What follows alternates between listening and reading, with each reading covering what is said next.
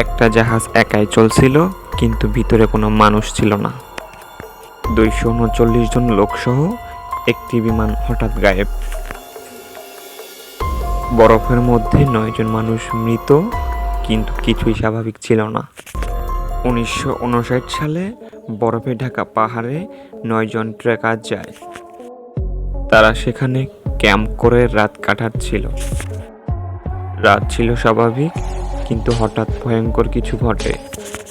তাদের ট্রেন ভিতর থেকে ছিঁড়ে ফেলা হয়। তারা জুতা ছাড়া বরফের মধ্যে দৌড়াতে থাকে। এখানে কোনো লড়াইয়ের চিহ্ন ছিল না। কিছু অদ্ভুত কাপড়ের রেডিয়েশন পাওয়া যায় এখানে। কেউ বলে তুষারধস, আর কেউ বলে গোপন পরীক্ষা। আবার কেউ বিশ্বাস করে এটা অজানা কিছু ছিল।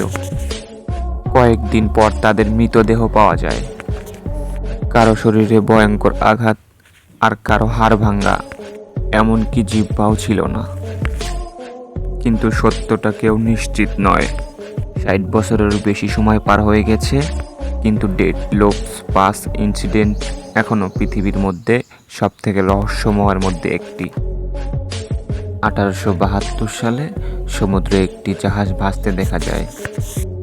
জাহাজটির নাম ছিল মেরি সেলস্ট। অবাক করা বিষয় হচ্ছে, ভিতরে সব কিছুই মালামাল ঠিক ছিল, খাবার পানি সব কিছুই ঠিক ছিল, কিন্তু একজনও মানুষও ছিল না। না কোনো লড়াই, না কোনো চিহ্ন, কিছুই ছিল না। সবাই কোথায় গেল আজও অজানা হয়ে রয়ে গেল। আবার কেউ বলে ঝড়ে ভয়ে পালিয়ে গেছে। কেউ বলে সমুদ্রে অদ্ভুত কিছু ঘটেছিল। আবার কেউ বিশ্বাস করে এটি অতি প্রাকৃতিক ঘটনা। ক্যাপ্টেন, নাবিক সবাই হঠাৎ উধাও। আজও অজানায় রহস্যে রয়ে গেল সেই ঘটনাটি। 2014 সালে মালয়েশিয়া থেকে উড়ছিল একটি যাত্রীবাহী বিমান। গন্তব্য ছিল চীনে।